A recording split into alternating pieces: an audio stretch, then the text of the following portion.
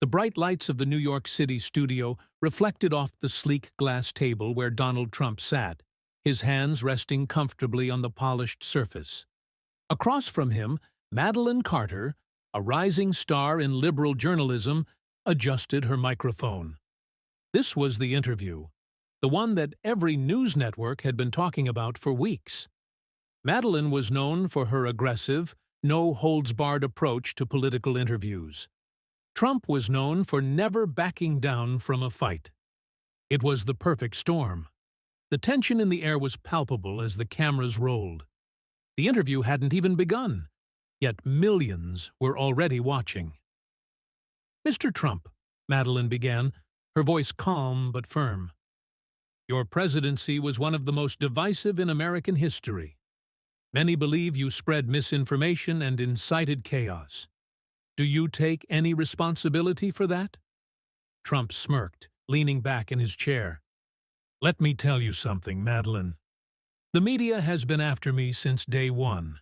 They twist the truth, they push fake news, and they attack conservatives while letting liberals do whatever they want.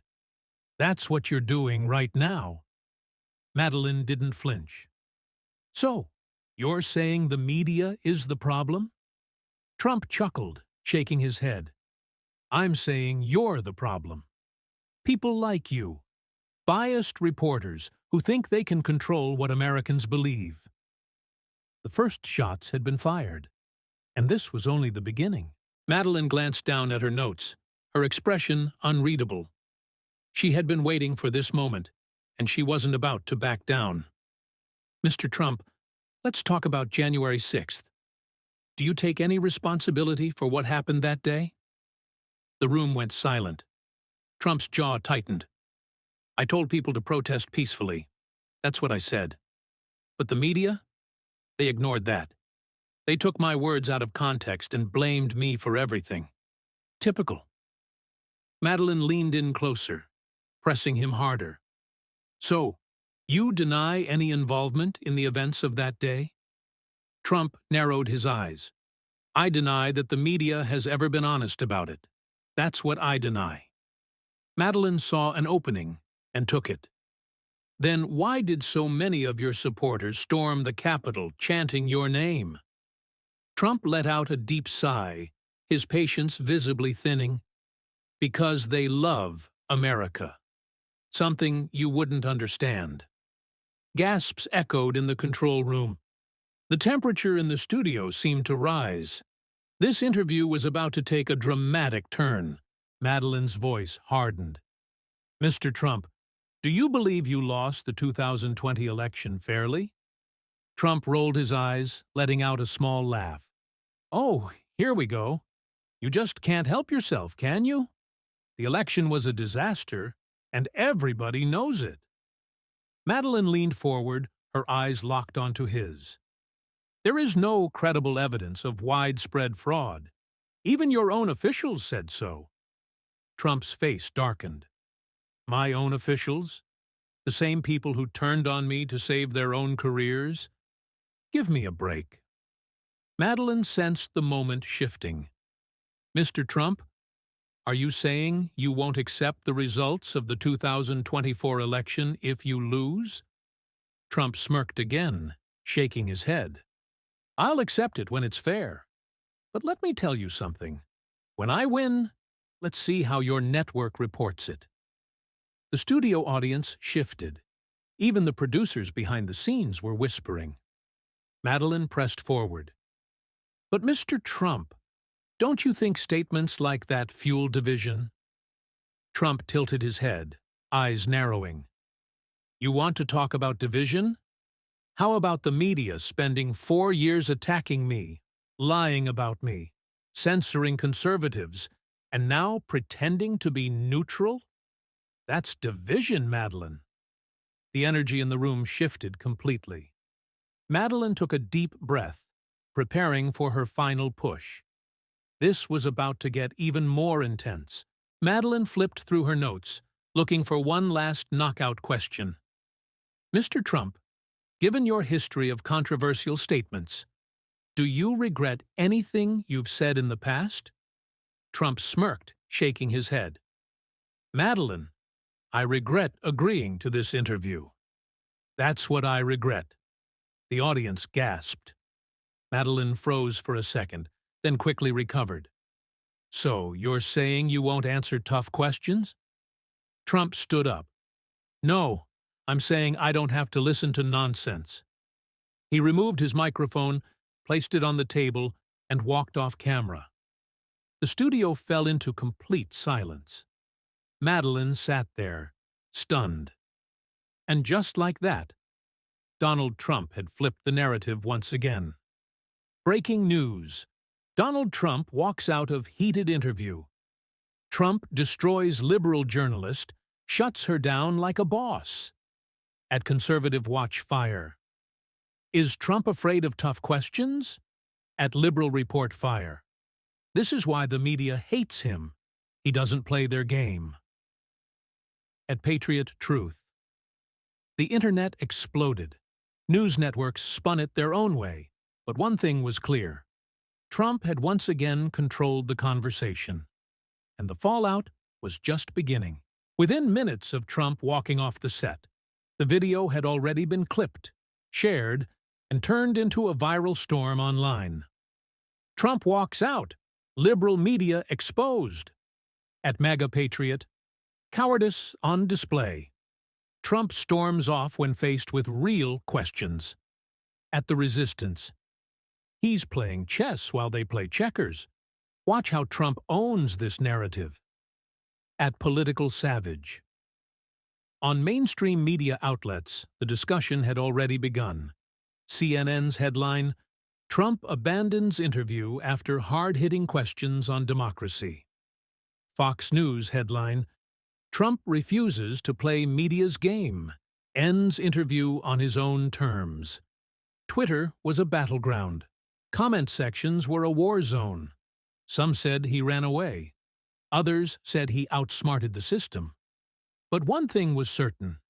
Everyone was talking about it. Meanwhile, in the news studio, Madeline Carter was furious. She paced back and forth, her earpiece buzzing with producers, debating how to frame the event. "We need to own this," one of them insisted. "Make it clear that Trump was scared of answering real questions." Madeline nodded. "We don't let him control the story. We control it."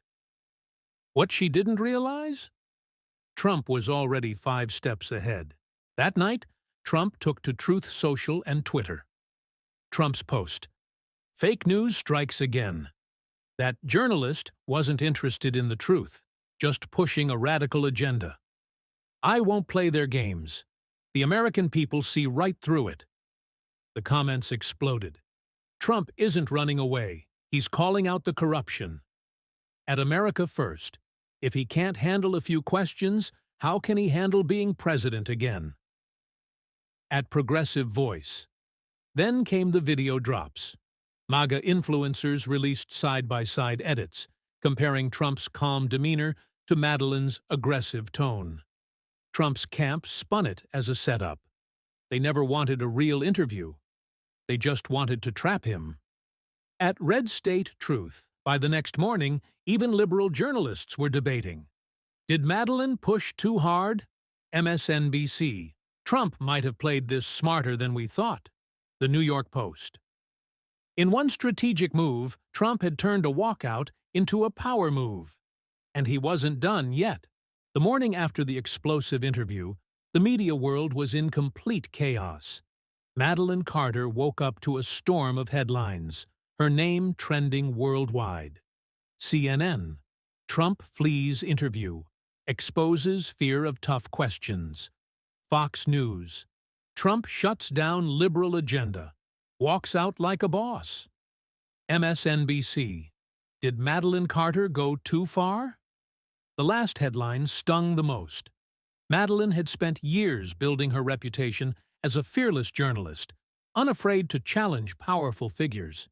Now, she was being accused of overstepping, of pushing too hard. Her inbox was flooded with emails, some from supporters, some from critics, and some from her own network executives. Her boss, Frank Reynolds, called her into a private meeting. "Madeline," he began, leaning back in his chair, "we need to talk about last night." She folded her arms. "I did my job." Frank sighed. "Yes, but the way the public sees it? You went too aggressive. Even some of our own viewers think you were trying to bait him." Madeline felt her stomach tighten. "You're telling me we're going soft on Trump now?" she snapped. "I'm telling you we need to be smart about this," Frank corrected. "Trump is a master at flipping the script. He walked out, and now we're the bad guys. If you push back too hard, you look like a bully. If you back down, you look weak. Either way, he wins." Madeline clenched her jaw. She hated that he was right. "So what do we do?" she asked. Frank leaned forward. "You're going back on air tonight. You're going to address what happened, but you're not going to attack him outright. You'll frame it as a discussion about journalistic integrity. Make people think." Madeline hesitated, then nodded. If Trump wanted to play the long game, then so would she. But what she didn't know? Trump was already planning his next move. That same day, Trump scheduled his own interview, but this time with a conservative host. Breaking: Donald Trump to respond to walkout scandal on live TV tonight. Social media exploded. "Trump is about to set the record straight." At Magon Filtered, "This is just damage control. He ran away, and now he's spinning it." At Resistance News, the anticipation was through the roof. As the cameras rolled, Trump sat comfortably, his signature confidence on full display. The host, Jack Reynolds, leaned in. "Mr. Trump, people are saying you walked out because you were afraid of tough questions. What do you say to that?" Trump laughed, shaking his head. "Afraid? Please, I've faced tougher people than her. I walked out because it wasn't an interview. It was an attack." Jack nodded. "So you believe it was a setup?" Trump smirked. "Absolutely. And the American people see right through it." And then he dropped the bombshell. "I have the full, unedited footage of what happened before that interview started. And let me tell you, it proves exactly what I'm saying." Jack's eyes widened. "Are you saying there were things the public didn't see?" Trump nodded. "Oh, absolutely. They cut parts out. The media does this all the time. But I have it all. And tomorrow, we're releasing it." The internet exploded. Trump has receipts. At Conservative News, "What are they hiding?" At Election Truth. Meanwhile, in her office, Madeline Carter watched the interview in shock. "No," she muttered, her face paling.